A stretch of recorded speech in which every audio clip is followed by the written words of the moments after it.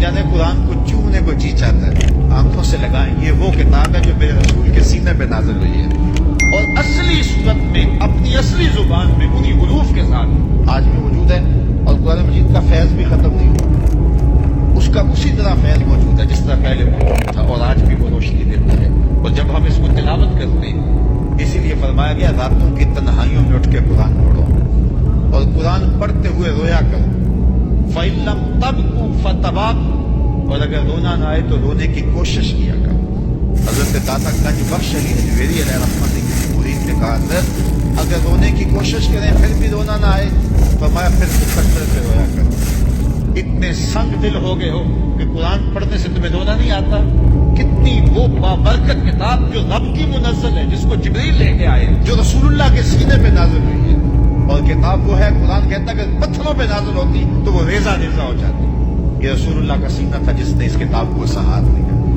اور ایک حدیث میں نے پڑھی، اور جب میں نے زندگی میں پہلی مرتبہ پڑھی تھی تو دیر تک اس کا نشہ نہیں اترا تھا، شاید جو پہلی مرتبہ سنے اس کو وہ حظ محسوس ہو۔ فرمایا قرآن اللہ کی وہ لٹکتی ہوئی رسی ہے جس کا ایک سرا تمہارے ہاتھ میں ہے، دوسرا سرا تمہارے رب کے ہاتھ میں ہے۔ ایسے کرنٹ لگتا ہے جسم کے اندر کہ یہ وہ کتاب ہے جس کا ایک سرا تمہارے ہاتھ میں ہے، دوسرا سرا تمہارے رب کے ہاتھ میں ہے۔ تو یار یہ تاریں آ رہی نا بجلی کی، اس میں کرنٹ ہے، ان کو ہاتھ میں پکڑ لیں تو ایک سرا آپ کے ہاتھ میں ہے، لیکن دوسرا سرا پاور ہاؤس سے نہ جڑا ہوا ہو تو کچھ نہیں ہوتا، لیکن اگر دوسرا حصہ پاور ہاؤس سے جڑا ہو تو ہاتھ لگائیں گے تو کرنٹ پڑے گا۔ اللہ اکبر!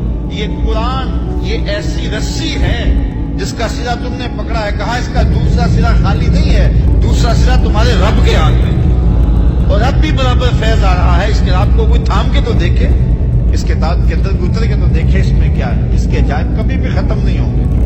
حضرت مولا کائنات سید علی المرتضیٰ رضی اللہ تعالیٰ عنہ نے جب حضور سے پوچھا کہ حضور پھر اس دور میں بچنے کی صورت کیا، تو فرمایا اللہ کی کتاب، اور آگے حضور نے ایک لفظ ارشاد فرمایا، فرمایا یہ وہ کتاب ہے جس کے عجائب کبھی بھی ختم نہیں ہوں گے۔ یہ کتاب کبھی بھی ختم، اس کے عجائب اور اس کی روشنیاں اور اس کے دامن سے پھوٹتی ضیائیں، اجالے کبھی بھی ختم نہیں ہوں گے، اور یہ ہمیشہ انسانی زندگی میں چراغاں کرتا رہے گا۔ تو اس کتاب کے ہوتے ہوئے بھی ہم اندھیرے میں رہے تو اس سے بڑی افسوسناک بات کوئی نہیں ہے۔ تو اس کتاب سے اپنی زندگی کی روشنیاں، اپنی زندگی کے اجالے حاصل کرنے چاہیے۔ امام احمد بن حنبل رضی اللہ تعالی عنہ فرماتے ہیں میں نے اللہ سے کہا کہ مجھے اپنی محبت عطا کر دے، تو اللہ نے مجھے اپنی اتنی محبت عطا کی کہ مجھے زوال عقل کا اندیشہ ہو گیا۔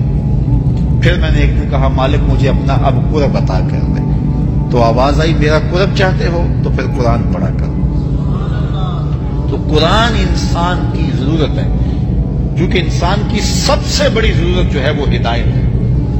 ہدایت انسان کی وہ ضرورت ہے جس کو مانگنے کی تلقین دی ہے۔ اللہ سے رزق مانگنا چاہیے، لیکن کوئی نہیں مانگے گا وہ پھر بھی دیتا ہے۔ اللہ تعالیٰ سے دولت مانگنی چاہیے، کوئی نہیں مانگتا پھر بھی دیتا ہے۔ صحت مانگنی چاہیے، کوئی نہیں مانگتا پھر بھی دیتا ہے۔ لیکن ہدایت اتنی اہم ضرورت ہے کہ جسے میسر ہے اسے کہا گیا تو بھی مانگ ہے۔ روزانہ ہر نماز کی ہر رکعت میں وقالتاً یا اصالتاً پڑھتا ہے اہدنا الصراط المستقیم، یہ روزانہ پڑھتا ہے، اور وہ مصلی پہ کھڑا ہو کے قبلہ رو ہوتا ہے، اور پھر بھی یہ مانگ رہا ہوتا ہے۔ مجھے بتاؤ کتنی ضرورت ہے انسان کی ہدایت۔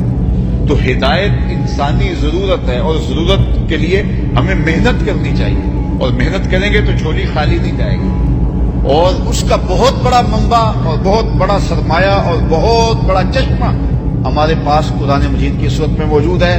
میں ایک اور بات کروں، کسی نبی کا کوئی معجزہ اس نبی کی امت کے پاس آج موجود نہیں ہے۔ حضرت موسیٰ علیہ السلام کے معجزات تھے، ساتھ لے کے چلے گئے۔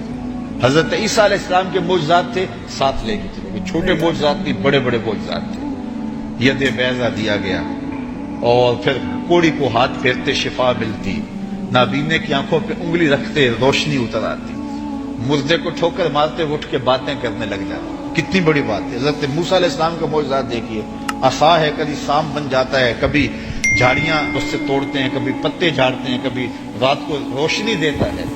ید بیضا ہے، کیا کیا معجزات تھے۔ کبھی پتھر پہ مارتے ہیں تو پھٹ جاتا ہے، پانی کے چشمے پھوٹتے ہیں۔ لیکن آج عصائے موسوی بھی نہیں، آج ید بیضا بھی نہیں، آج جو ہے وہ معجزات نبیوں کے ان کی امتوں کے پاس نہیں ہیں، اور میرے نبی علیہ السلام کا سب سے بڑا معجزہ قرآن آج بھی اصلی صورت میں ہمارے پاس موجود ہے۔